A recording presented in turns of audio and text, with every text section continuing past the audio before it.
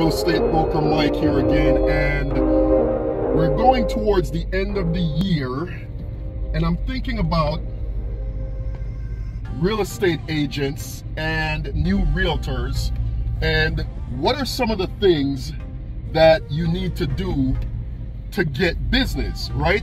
What are some of the things that I wish people had said to me when I was a new agent, when I was just starting out? You're going into a new year. What are some things you can do right now to get business? Only about 20% of agents actually do deals and make money. I'm leaving the barber shop with my wingman, Max here, with his fresh new cut. Hey, I like your haircut, man. Show him your cut, show him your cut. All right. So this video is gonna be about the 5 things that you can do right now to get business. I mean, if you go to your office and implement these things that I'm about to tell you guys, you're gonna get business right away. Number 1, talk to people. This is one of the things that a lot of agents do not do. And I'm not talking about just your sphere of influence here, okay? You need to do that. You need to follow up with your sphere of influence, your family, your friends. Everyone needs to know what you do for a living. However, where a lot of agents fall short is that they don't go out and actively speak to people. You should have at least 20 or 30 business cards in your pocket or purse or wherever you keep your business cards per day.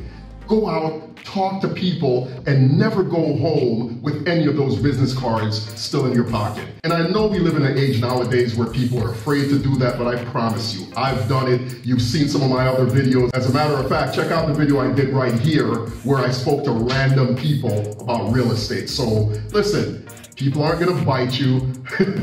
You know, you might get a few people who are rude or who don't want to talk to you or who they're just in a hurry. But that doesn't mean you shouldn't still try to talk to people, right? You're in a people business as a real estate agent, and you've gotta go out and make new friends, make new acquaintances, and network. Number 2 is follow-up.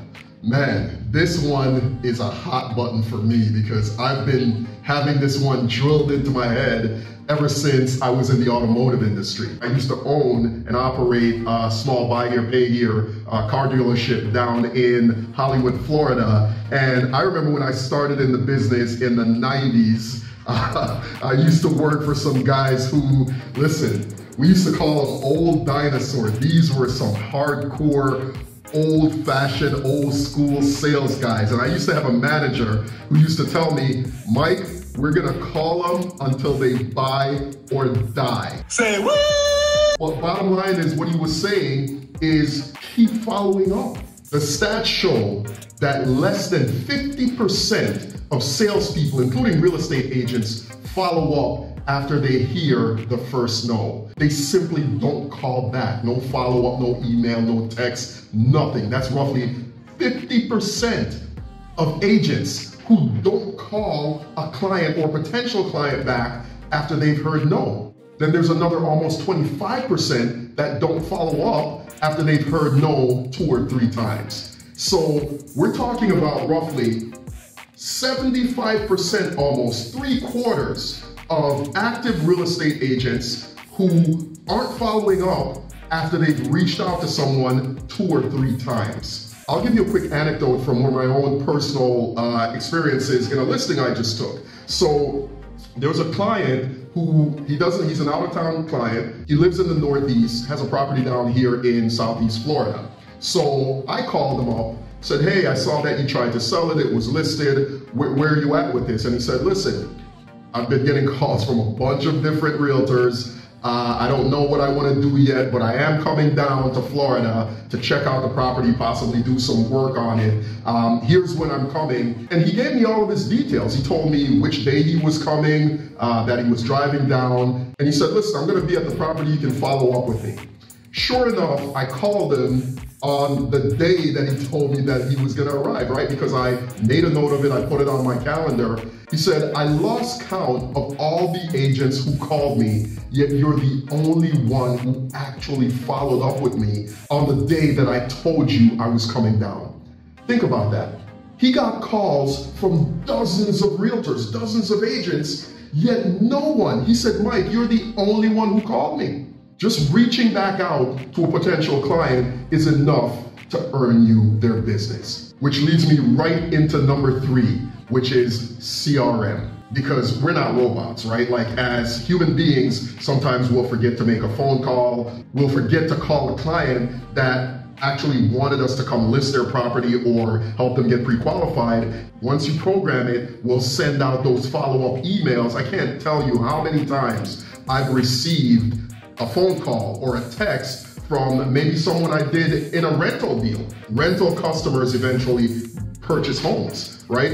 And I can't tell you how many times I've heard from a rental customer whose email I just put in my CRM, right? Set it and forget it and put them on my drip campaign. And next thing you know, when they're out of lease, they call me up and say, Mike, I'm not gonna rent anymore. I want you to help me buy a house. Number 4, get a website.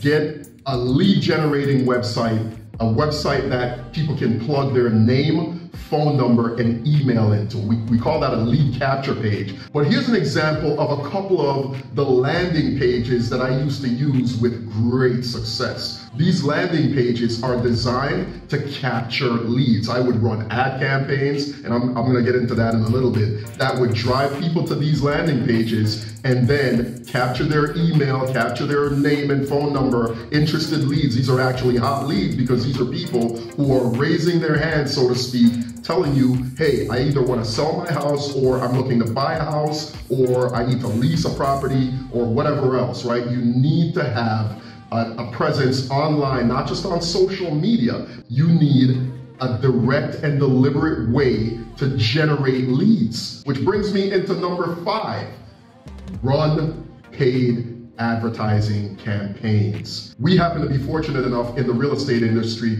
to have a very good ROAS, return on ad spend, of about a 5-to-1 ratio. What does that mean? It means for every dollar that we spend on advertising, we typically get 5 back, right? So let me give you an example. Let's say you want, right now, your goal is to sell 2 homes per month. Here in South Florida, the average home is $350,000. The average commission, let's say, is 3%, right? 3% of $350,000 is roughly, what is that, $10,500, and you want to do 2 of those per month, right? So that's roughly $20,000, $21,000, right, in commissions. That's not bad, right? Your goal is, I want to sell 2 homes per month. I want to earn, $21,000 in GCI.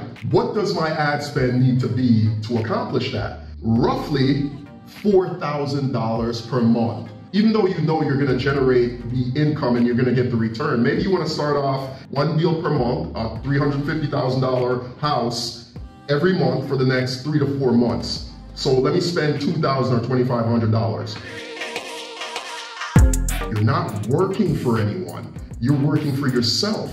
So you are responsible for everything that happens in your business. And one of the things you need to make sure that you're doing is marketing, paid marketing. Thanks for watching, guys. I hope you found value in this video. Don't forget to like, share, and subscribe. Check out one of my other videos. I think you'll enjoy it.